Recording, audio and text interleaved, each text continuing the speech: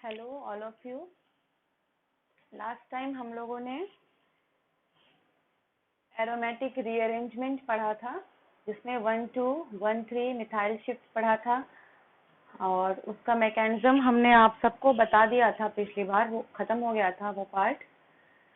बहुत कम बच्चे हैं आए, केवल 3 बच्चे हैं इसमें अभी लेक्चर में, और आई डोंट नो कि लास्ट टाइम आप लोग थे कि नहीं थे। बट हम नेक्स्ट टॉपिक उसी चैप्टर का, जो कि फोटो फ्राइज रीअरेंजमेंट है, और भी एक दो इसमें नेम्ड रिएक्शंस हैं, तो वो स्टार्ट करने जा रहे हैं। आप लोग अपना माइक म्यूट कर लीजिए ताकि आप लोग को डिस्टर्बेंस ना हो। तो फोटो फ्राइज रीअरेंजमेंट हम लोगों ने शायद पढ़ा हो, आपने फ्राइज रीअरेंजमेंट पढ़ा होगा, ठीक है। ग्रेजुएशन में हम लोगों ने पढ़ा था फ्राइज रीअरेंजमेंट। फ्राइज रीअरेंजमेंट क्या होता है? आपका फिनाइल ग्रुप देख रहे हैं, उसमें क्या लगा हुआ है? एस्टर ग्रुप लगा हुआ है, ठीक है। OCO CH3 लगा हुआ है। तो फ्राइज रीअरेंजमेंट जो नॉर्मली होता है वो क्या होता है? एस्टर ग्रुप आपका किसी लेविस एसिड के प्रेजेंस में, जैसे AlCl3 में यहाँ पे लेविस एसिड की तरह यूज कर रहे हैं, लेविस एसिड के प्रेजेंस में इनका रीअरेंजमेंट होगा। और हमारा COCH3 जो है, ठीक है, ये जो COCH3 जो असाइल रेडिकल रेडिकल बोल रहे हैं, COCH3 जो आपका इलेक्ट्रोफाइल बनेगा CH3CO+, वो आपका इस पॉइंट पे, ऑर्थो पॉइंट पे या फिर पैरा पॉइंट पे अटैक करता है। तो ये हमको प्रोडक्ट्स मिलते हैं, ठीक है। ऑर्थो हाइड्रोक्सी और पैरा हाइड्रोक्सी हमको प्रोडक्ट्स मिल रहे हैं इसमें। और ये नॉर्मली फ्राइज रीअरेंजमेंट होता है, जो कि हम लोगों ने पहले पढ़ा है, ग्रेजुएशन लेवल पे पढ़ा है इसको, फ्राइज रीअरेंजमेंट, ठीक है, जिसमें ऑर्थो और पैरा प्रोडक्ट बनते हैं। और ये आपका इंटरमॉलिक्यूलर रिएक्शन है। इंटरमॉलिक्यूलर रिएक्शन मतलब कि दो डिफरेंट मॉलिक्यूल्स के बीच में भी रिएक्शन हो सकता है। अगर हम एक आपका इंटरमॉलिक्यूलर समझाने के लिए, जैसे अगर हम लोगों ने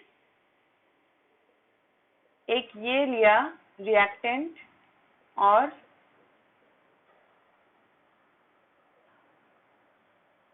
दूसरा रिएक्टेंट हमने ये ले लिया,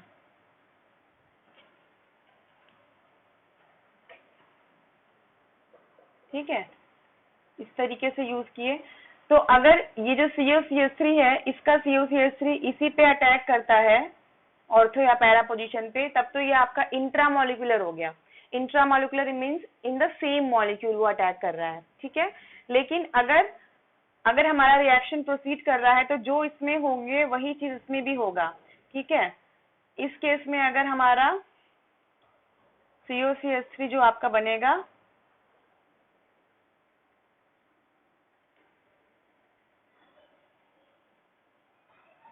इस तरीके से,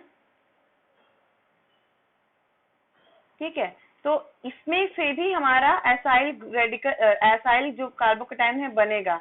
तो ये अगर यहाँ अटैक कर रहा है तो दूसरे वाले मॉलिक्यूल का भी COH C6H5 यहाँ अटैक कर सकता है। तो इंटर मॉलिक्यूलर रिएक्शन में दोनों डिफरेंट मॉलिक्यूल्स के रिएक्शंस होते हैं, जिसमें हमको मिक्स्ड प्रोडक्ट्स मिलते हैं, ठीक है। जैसे अगर हमने सिंपली ये लिया तो हमको ये इंट्रामोलिकुलर रिएक्शन दिख रहा है। अगर टू डिफरेंट टाइप ऑफ हम लोगों ने रिएक्टेंट यूज किया तो पहले का एसाइल दूसरे के एसाइल पे अटैक कर लेना है, तो ये आपका क्रॉस प्रोडक्ट देगा, ठीक है। मतलब कि कुछ तो इन्हीं से मिलेगा, कुछ इन्हीं से मिलेगा, और कुछ इन दोनों के मिक्सअप पे मिलेगा।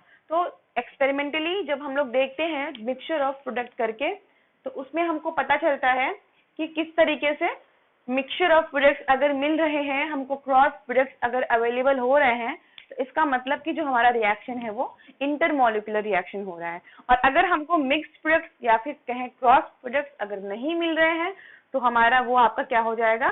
वो आपका सिंपल इंट्रामॉलिक्यूलर होगा, means with in the same molecule आपकी रिएक्शन हो रहे हैं।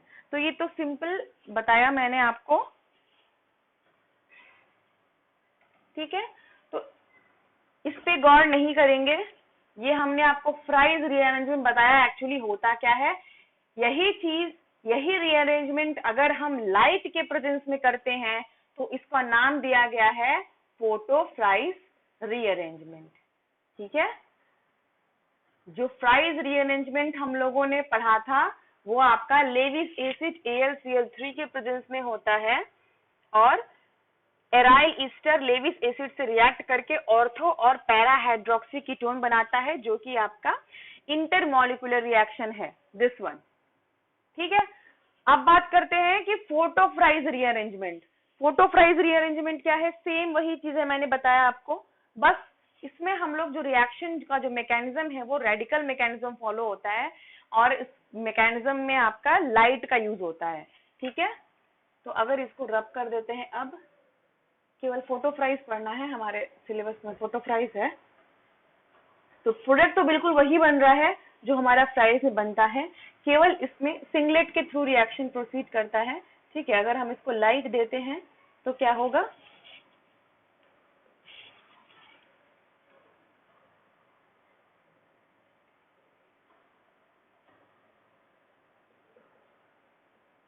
ये हमारा एक्साइटेड स्टेट पे पहुंच गया। ठीक है, लाइट देने पे क्या होगा? पहले आपका मॉलिक्यूल एक्साइटेड स्टेट पे पहुंच जाएगा, उसके बाद यहाँ पे होमोलिटिक क्लीवेज होता है, दिस बॉन्ड होमोलिटिकली ये क्लीव करेगा,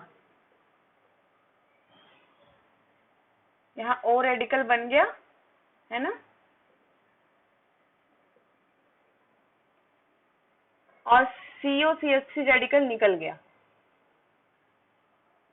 ठीक है, और ये आपस में रेजोनेट भी कर सकते हैं। किस तरीके से? ये रेडिकल यहाँ बना, अब ये दोनों अगर ये बॉन्ड अगर यहाँ सेम रेडिकल में डिस्ट्रीब्यूट होगा तो ये रेडिकल मिलकर यहाँ पे डबल बॉन्ड बना लेगा, इस तरीके से यहाँ डबल बॉन्ड O हो गया। ठीक है, और ये रेडिकल यहाँ बचा हुआ है पहले से। ठीक है, और क्या बन सकता है इसका? अब क्या हो सकता है? ये भी हो सकता है कि ये जो ये बॉन्ड जो दिख रहा है ये भी रेडिकल के फॉर्म में यहाँ इस तरीके से ब्रेक हो, इस तरीके से ब्रेक होगा तो ये दोनों रेडिकल मिलके यहाँ पे डबल बॉन्ड फॉर्म कर लेंगे।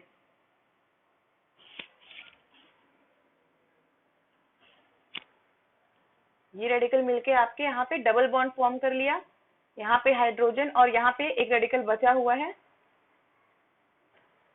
ठीक है, जरा सा अगर नंबरिंग दे दें हम लोग तो इसको अगर फर्स्ट कहते हैं, इसको सेकंड कहते हैं और इसको थर्ड कहते हैं। समझ में आ रहा है? आइसोमराइजेशन क्लियर है सबको? आइसोमराइजेशन सबको क्लियर है? इसमें कैसे हो रहा है?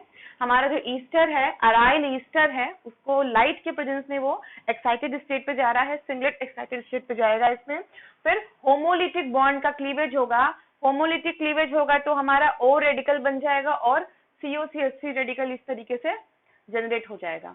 ठीक है, फिर ये जो हमारा इंटरमीडिएट बन रहा है इसमें रेडिकल फॉर्म में, ये आपका क्या करेगा? ये आपका रेजोनेट करेंगे। ठीक है, रेजोनेट कर रहे हैं, कैसे कर रहे हैं दिख रहा है, बहुत सिंपल होता है इसमें बनाना। ये रेडिकल यहाँ पे जो यहाँ बॉन्ड टूटा है तो ये रेडिकल यहाँ फॉर्म हुआ है, ये जो बॉन्ड दिख रहा है यहाँ, ये बॉन्ड होमोलिटिकली अगर क्लीव करेगा तो एक रेडिकल यहाँ जाएगा, एक रेडिकल यहाँ जाएगा, ये दोनों मिलके यहाँ डबल बॉन्ड फॉर्म कर ले रहे हैं और यहाँ पे बचा हुआ रेडिकल हमें दिख रहा है, तो इसको हम सेकंड नंबर दे दिए हैं। फिर नेक्स्ट इसका आइसोमराइजेशन स्ट्रक्चर हम अगर बनाते हैं तो अब ये वाले बॉन्ड की बारी है, ये बॉन्ड अगर होमोलिटिकली क्लीव करेगा तो यहाँ आपका इवनली रेडिकल बनेंगे और ये दोनों रेडिकल मिलके यहाँ डबल बॉन्ड फॉर्म करेगा, फिर एक बचा हुआ रेडिकल यहाँ पे हमको मिल रहा है। इसी तरीके से आगे भी होगा, फिर प्रोसीड होता रहेगा, फिर आपका ये रेडिकल यहाँ इस तरीके से फॉर्म कर लेगा, फिर यहाँ डबल बॉन्ड बन जाएगा, यहाँ डबल बॉन्ड फॉर्म हो जाएगा। ठीक है, और यहाँ एक रेडिकल बच जाएगा इस तरीके से, और फिर वापस से यही चीज हो जाएगा, ये वाला हमको फिर से मिल जाएगा इसके बाद। ठीक है, इसके बाद फिर से यही मिल जाएगा, ये वाला जो डबल बॉन्ड है यहाँ रेडिकल के फॉर्म में आएगा, यहाँ डबल बॉन्ड बन जाएगा, इसको ऐसे लिखो या इस तरीके से लिखो, बात वही है, और ये रेडिकल बन जाएगा। तो ये इसका जो है रेजोनेटिंग स्ट्रक्चर्स हैं सब आपके। ठीक है, तो और हमको दिख रहा है यहाँ पे कि COCH3 मॉलिक्यूल में है। सॉल्वेंट यूज करते हैं हम लोग इसमें। ठीक है, जैसे मान लीजिए इथेनॉल यूज कर रहे हैं, सॉल्वेंट यूज करते हैं, सॉल्वेंट केज के फॉर्म में हो जाता है, उसी में आपका रिएक्शन होता है। तो इसमें हमको दिख रहा है एक ये, अगर ये वाला पार्ट देखें और ये वाला पार्ट देखें अगर, तो जो सेकंड वाला अपना है क्या है वो,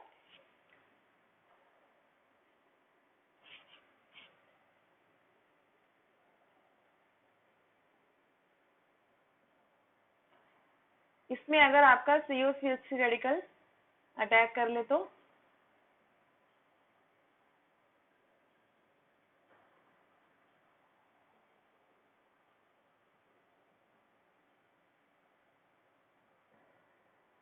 फिर क्या होगा आपका, ये रेडिकली ब्रेक करेगा यहाँ पे और ये भी यहाँ ब्रेक करेगा। H का रेडिकल और डबल बॉन्ड O का यहाँ रेडिकल मिलके यहाँ पे डबल बॉन्ड फॉर्म कर लेंगे इस तरीके से, और ये बन जाएगा OH। तो इस तरीके से हमको मिल गया ऑर्थो प्रोडक्ट।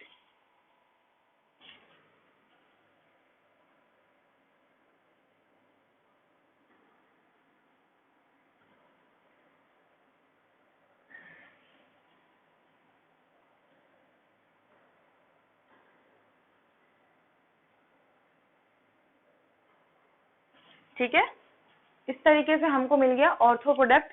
तो हमने देखा लाइट के प्रेजेंस में क्या हो रहा है। लाइट के प्रेजेंस में हम सॉल्वेंट यूज करते हैं इस रिएक्शन में।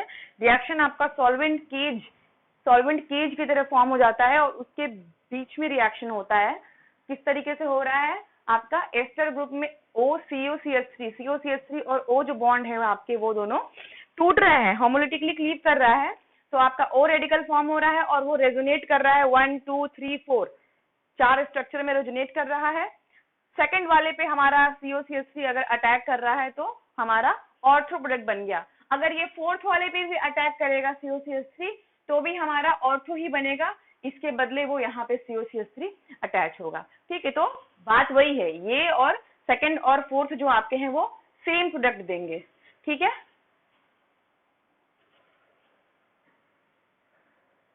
अब अगर बात करें थर्ड वाला का, देखिए थर्ड वाला हमारा ये है। ठीक है, ये आपका रेजोनेटिंग स्ट्रक्चर क्या है, इस तरीके से है।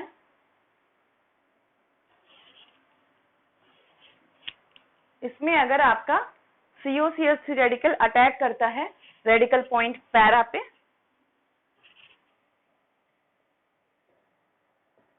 इस जगह पे अटैक करेगा,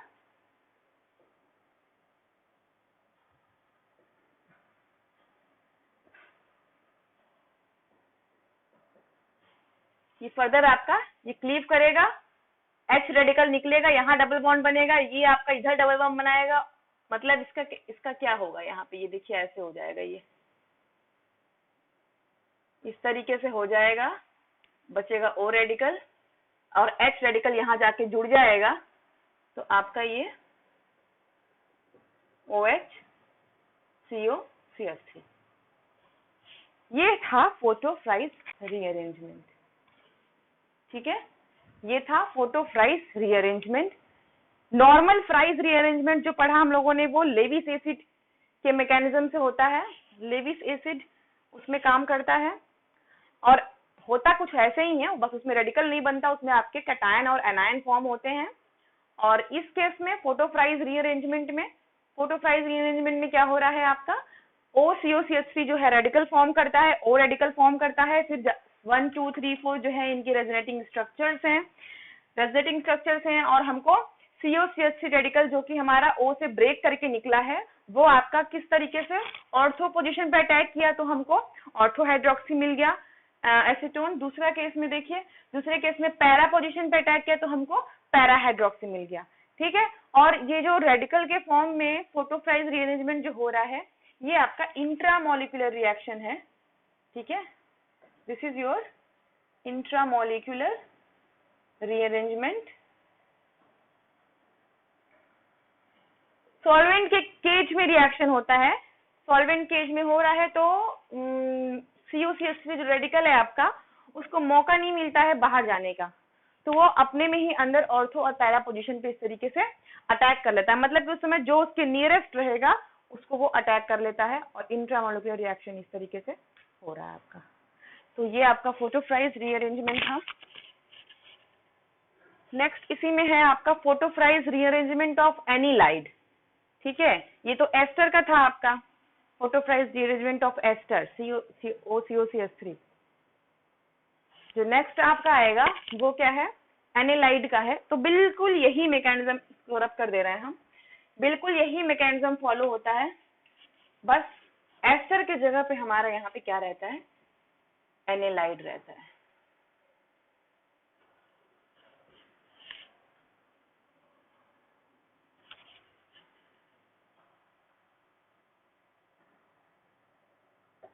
किसको कहते हैं एनालाइड हम लोग,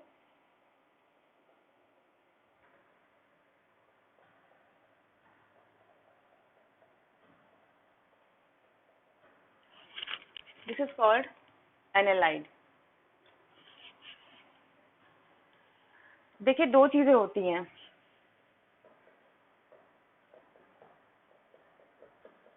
ये आपका अमाइड ग्रुप होता है,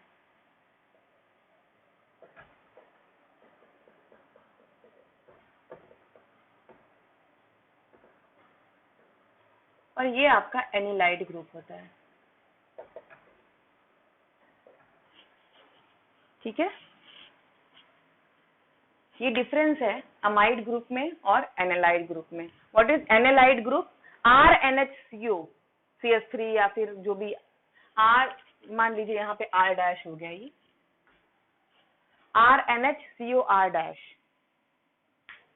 तो जैसे कि PH NH CO CH3 ऊपर बनाया मैंने, तो इसमें सब्स्टिट्यूटेड NH रहता है। मतलब जो आपका नॉर्मली अमाइड ग्रुप है, अमाइड ग्रुप किसको कहते हैं, मेनली अमाइड ग्रुप में हम CONH2 देखते हैं, this is the main functional group of amide, है ना। लेकिन जो एनालाइड होता है उसमें ये मेन हो जाता है आपका RNHCO R। ठीक है, तो ये थोड़ा सा हम डिफरेंस बता दिए आप लोगों को। दोनों के टेस्ट में भी काफी डिफरेंस होता है। फंक्शनल ग्रुप टेस्ट अगर हम इसका लेबोरेटरी में करते हैं, अमाइड टेस्ट तो हम लोगों ने मतलब किया भी है, लैब में करवाया है आप लोगों को। अमाइड ग्रुप तो सिंपली जो हम लोग बेस के साथ उसको हीट कर देते हैं NaOH पेलेट के साथ, तो आपका कुछ यूरिया टाइप का स्मेल आता है उसमें से, तो वो आपका अमाइड ग्रुप को कंफर्म करता है।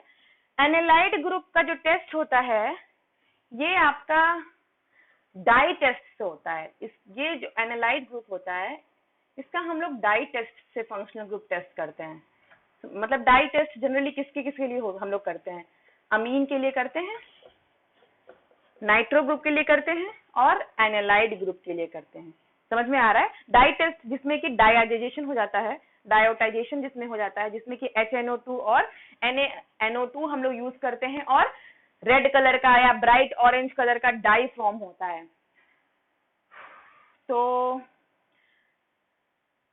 सिंपली तो वो अमीन्स के लिए होता है, एरोमेटिक अमीन्स के लिए हम लोग डाई टेस्ट करते हैं, नाइट्रो ग्रुप के लिए भी करते हैं। होता यही है, नाइट्रो ग्रुप को हम लोग एनिलीन में कन्वर्ट कर देते हैं रिड्यूस करके। ठीक है, टिन से रिड्यूस कर देते हैं, टिन यूज कर देते हैं, तो आपका NO2 जो है वो NH2 में कन्वर्ट हो जाता है, और उसके बाद NH2 से आप डाई बना लीजिए। तो अगर रिडक्शन करने पे हमको जो भी कंपाउंड मिला है लैब में, अगर उसको हम रिड्यूस करके डाई बना रहे हैं, मतलब टिन और HCl से हीट करके अगर डाई फॉर्मेशन हो रहा है, तो वो आपका क्या है, उसमें मतलब कि NO2 ग्रुप प्रेजेंट है। ठीक है, और अगर अमीन ग्रुप प्रेजेंट है तो अमीन ग्रुप हम डायरेक्टली उसका डायोटाइजेशन करा देते हैं, इसमें रिड्यूस करने की कोई जरूरत नहीं होती है।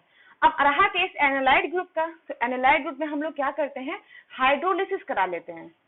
ठीक है, वाटर और एसिड के प्रेजेंस में इसको हाइड्रोलिसिस करा लेते हैं हम लोग। हाइड्रोलिसिस कराने का मतलब क्या होगा कि जब इसका हाइड्रोलिसिस हम लोग कराएंगे तो ये RNH2 ग्रुप में और R एसिड ग्रुप में ये कन्वर्ट हो जाएगा। इस तरीके से दो ग्रुप में आपका एनालाइड जो है ब्रेक हो जाएगा जब हम इसका हाइड्रोलिसिस कराते हैं। तो अगर हमको एनालाइड ग्रुप, जैसे हम लोग को अगर फंक्शनल ग्रुप टेस्ट करना है अननोन कंपाउंड का, तो पहले हम लोग उसमें नॉर्मली अमीन टेस्ट करते हैं RNH2 का, नहीं आ रहा, अच्छा ठीक है, तो RNO2 मतलब उसको रिड्यूस करके देख के कर रहे हैं, आ गया तो तब तो ठीक है, वो नाइट्रो ग्रुप प्रेजेंट है। अगर नहीं आ रहा है तो उसके बाद हम लोग आपका ये हाइड्रोलिसिस टेस्ट करते हैं, उसका एसिड के प्रेजेंस में, वाटर के प्रेजेंस में हीट करके हाइड्रोलिसिस करते हैं। हाइड्रोलिसिस करेंगे तो आपका अमीन उसमें से अलग हो जाएगा, अमीन इस तरीके से अलग हो जा रहा है, तो उसके बाद हम इसको क्या कर लेते हैं, बेसिक बेस मतलब न्यूट्रलाइज कर लेते हैं, थोड़ा बेस डाल के इसको न्यूट्रलाइज कर लेंगे और उसके बाद हम इसको डाई टेस्ट करते हैं। तो कहने का इतना जो मैंने बताया आप लोग को थोड़ा सा फंक्शनल ग्रुप के बारे में, क्योंकि एनालाइड ग्रुप जनरली बहुत लोग नहीं जानते हैं कि मतलब क्या चीज है, वो लोग उसको अमाइड ही समझते हैं। तो वही मैंने यहाँ बताया कि अमाइड और एनालाइड ग्रुप में काफी डिफरेंस है। जैसे कि एस्टर होता है ओ ग्रुप का, वैसे ही एनालाइड भी एक एस्टर के तरह ही है, लेकिन ये अमीन ग्रुप का है। ठीक है, जैसे एस्टर का हम लोग हाइड्रोलिसिस करते हैं तो अल्कोहल और एसिड बनता है, उसी तरीके से एनालाइड का अगर हम हाइड्रोलिसिस करते हैं तो अमीन और एसिड बनता है। तो this is the difference. Functional group का टेस्ट भी बता दिया मैंने क्या डिफरेंस जनरली है। तो इसीलिए अभी तक हम लोगों ने जो फोटोफेज रीअरेंजमेंट पढ़ा वो एस्टर का पढ़ा, ठीक है, और ये आपका क्या है, एनालाइड का है। तो जैसा कि मैंने बताया एनालाइड और एस्टर लगभग एक जैसे हैं, तो इनका मैकेनिज्म भी बिल्कुल वही है। ये भी आपका सॉल्वेंट के प्रेजेंस में रिएक्शन होगा, इसमें भी आपका ये सिंगलेट एक्साइटेड स्टेट में जाएगा।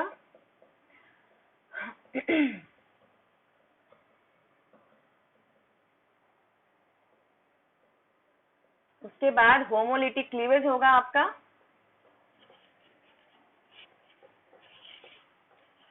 इस तरीके से, ठीक है, और उसके बाद ये भी आपका रेजोनेट करेंगे जैसे बाकी में हुआ था।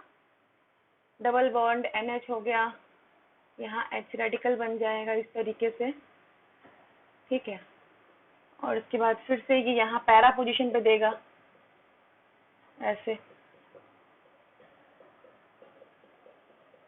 ठीक है, अगेन ऑर्थो पोजीशन पे देगा ये दूसरे साइड के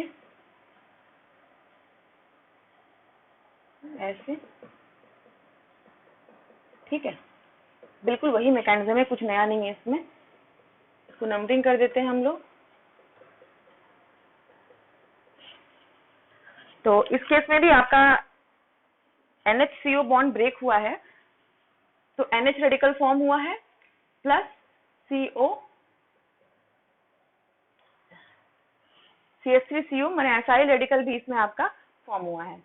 तो नेक्स्ट स्टेप में क्या होगा, नेक्स्ट स्टेप में जैसा कि उसमें हुआ था आपका अटैक होगा, COR का अटैक होगा, और अगर आपका सेकंड वाले पे या फोर्थ वाले पे अटैक करता है तो ऑर्थो प्रोडक्ट बन जाएगा।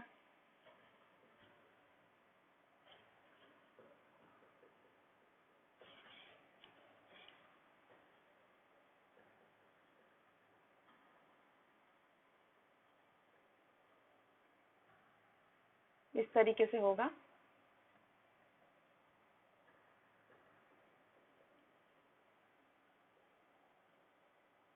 तो ये आपका ऑर्थो अमीन बना, ठीक है,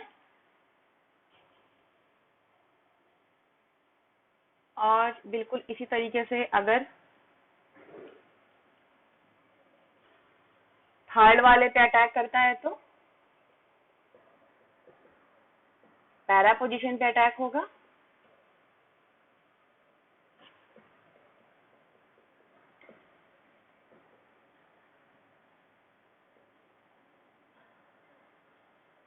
और ये इस तरीके से ब्रेक करके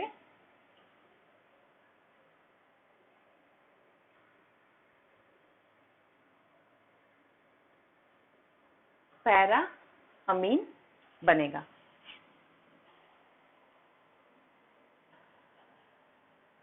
ओके, तो ये है आपका फोटोट्राइज रीअरेंजमेंट ऑफ एनालाइड्स। बिल्कुल दोनों ही सेम है, इसलिए लर्न करना बहुत आसान है। ट्राइज रीअरेंजमेंट क्या होता है हमको पता है, एस्टर से शुरुआत करते हैं और ऑर्थो हाइड्रोक्सी और पैरा हाइड्रोक्सी आपका प्रोडक्ट बनता है, ठीक है। इस केस में अगर हम लाइट यूज करते हैं तो बिल्कुल मैकेनिज्म आपका रेडिकल के थ्रू होता है, होमोलिटिक क्लीवेज होकर रिएक्शन होती है, और उसमें भी हमको ऑर्थो और पैरा हाइड्रोक्सी प्रोडक्ट मिलते हैं। उसी तरीके से एनालाइड्स में भी है, क्योंकि ये भी एस्टर की तरह है, बस यहाँ पे आपका अमीन बन जाता है। तो ये आपका फोटोट्राइज रीअरेंजमेंट खत्म हुआ। नेक्स्ट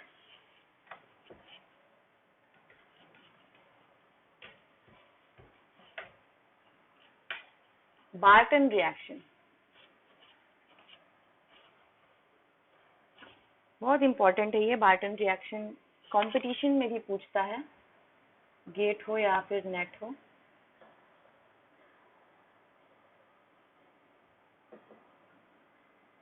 ठीक है, बाल्टन रिएक्शन, ये आपका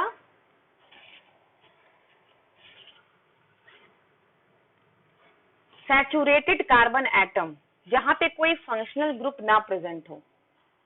ठीक है, और ये जनरली नाइट्राइट के प्रेजेंट में रिएक्शन होता है, नाइट्राइट का ही रिएक्शन होता है, जैसे कि इसको हम एक बताती हूँ, लिख लेती हूँ फिर बताती हूँ कैसे है ये।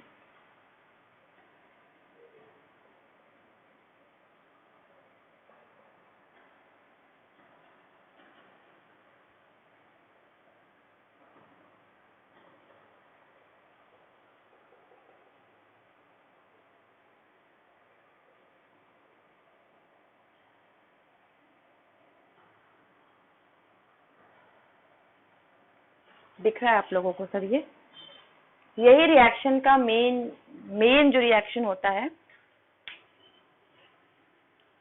एक मिनट, यहाँ पे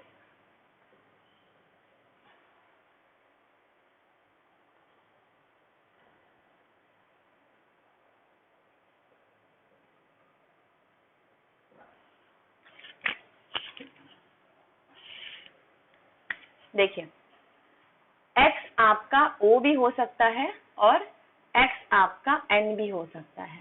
अगर हमारा XN है, नाइट्रोजन है, ठीक है, जनरली नाइट्रोजन अगर हमारा X होता है तो Y आपका कोई हैलोजन होता है, Cl या कुछ भी इस तरीके से। ठीक है, तो इसका नाम हो जाता है हॉफमैन लेक्लर फ्राइटेग। स्पेलिंग मुझे थोड़ा ध्यान नहीं है।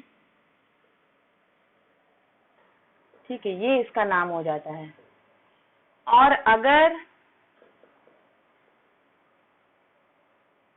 X के जगह पे O है और Y आपका NO है, टोटल ये क्या हो गया? ये एक तरह से अगर ONO मतलब नाइट्राइट है ये, NO2 को नाइट्रेट कहते हैं, ONO को नाइट्राइट कहते हैं।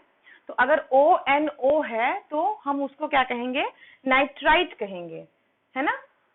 तो दोनों का ही मैकेनिज्म लमसम सेम होता है बिल्कुल। ये है आपका बाल्टन रिएक्शन, ये है आपका बाल्टन रिएक्शन और इसको हुफमैन लेफ्लर फ्राइटेग रिएक्शन कहते हैं। ठीक है, तो होता क्या है इस केस में? देखिए जरा, पहली चीज तो ये आपकी फोटो लाइट मतलब कि लाइट के प्रेजेंस में रिएक्शन हो रहा है, आपका रीअरेंजमेंट हो रहा है ये। ठीक है, दूसरी चीज की 6 मेंबर्ड ट्रांजिशन स्टेट रिएक्शन होता है, 6 मेंबर्ड ट्रांजिशन स्टेट फॉर्मेशन इसमें होता है। ठीक है, ट्रांजिशन स्टेट मतलब एक तरफ से बॉन्ड टूट रहा है और एक तरफ से बॉन्ड बन रहा है। इसका मतलब कि हमारा जहां पे नाइट्रो ग्रुप या NCl हेलो अमीन प्रेजेंट है, अल्फा, बीटा, गामा, डेल्टा। ठीक है, तो इस केस में डेल्टा कार्बन का जो हाइड्रोजन होता है वही टूटता है, वही H रेडिकल देता है। This is most important. Barton reaction की बात करें या हम लेफ्लर रिएक्शन की बात करें, फिलहाल चलिए बाल्टन ही बता रहे हैं अभी आपको, फिर जब उसको शुरू करेंगे तो बताएंगे। तो ये जो रिएक्शन होता है ये आपका डेल्टा कार्बन पे ही होता है, ये बहुत इंपॉर्टेंट है। डेल्टा कार्बन पे होता है आपका रिएक्शन और इस तरीके से मैकेनिज्म देख रहे हैं हम यहाँ पे, अभी इसको भी लेके बताएंगे मैकेनिज्म, फिलहाल अभी XY से समझ लेते हैं। तो जो आपका फंक्शनल ग्रुप लगा हुआ है वो लाइट के प्रेजेंस में होमोलिटिक क्लीवेज यहाँ हो रहा है, आपका Y रेडिकल बाहर निकल गया। ठीक है, और यहाँ बचा क्या? X radical. और इसके डेल्टा पोजीशन का जो हाइड्रोजन है वो भी आपका होमोलिटिकली क्लीव करेगा। ठीक है, होमोलिटिकली क्लीव करेगा तो यहाँ पे भी रेडिकल फॉर्म होगा और इस जगह पे भी रेडिकल फॉर्म होगा।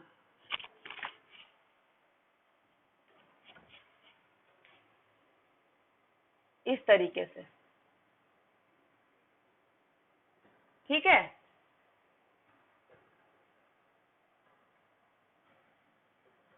ये देखिए, तो हमारा H टूट गया और H टूट के क्या करता है, X से जाके मिल जाता है इस तरीके से, और जहां से H हमारा टूटा डेल्टा कार्बन पे, वहां पे क्या लग गया, वहां रेडिकल लग गया। अब यहाँ पे रेडिकल लग गया तो हम या तो बाहर से कोई फ्री रेडिकल या कुछ भी इस तरीके से, जैसे कि जेड रेडिकल हम दिखा रहे हैं, तो मतलब बाहर से कोई रेडिकल उस पर भी अटैक करके जेड वहां पे जुड़ सकता है, या तो फिर जनरली होता क्या है, आपका जो वाई रेडिकल आपका यहाँ निकला है वो भी यहाँ पे जाके अटैक कर लेता है। Z can be Y also, जो कि बार्टन रिएक्शन में आपका ऐसा ही होता है।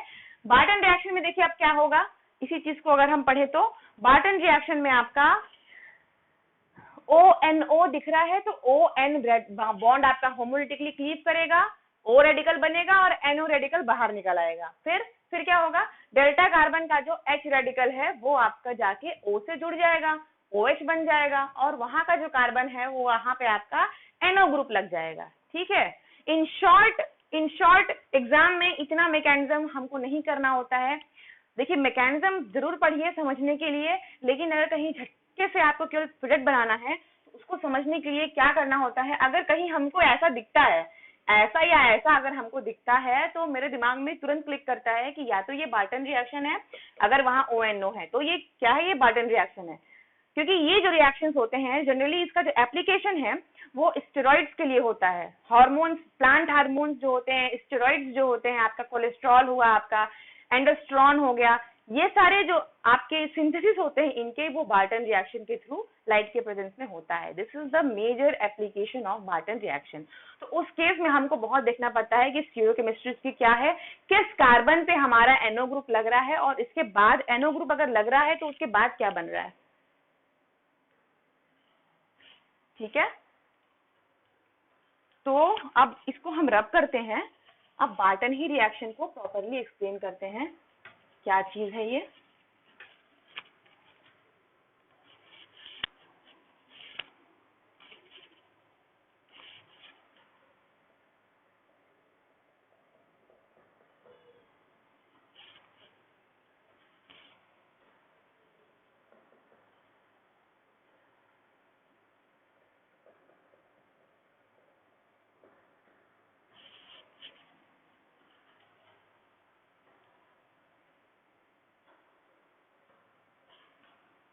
ठीक है,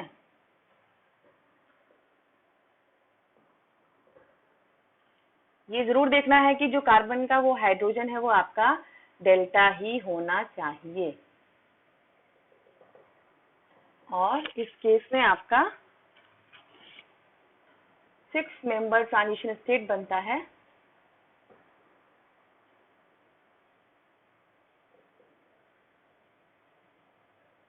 यहाँ पे R भी लगा है, ठीक है, इस जगह पे भी इस तरीके से लिख नहीं रहे हैं, समझ लीजिए कि वही चीजें हैं यहाँ पर। फिर आपका क्या होता है, NO रेडिकल इस जगह पे आपका आके अटैक करता है, और कैसे क्या बना, फिर R, इधर H है, और इस कार्बन से N डबल बॉन्ड O लग गया,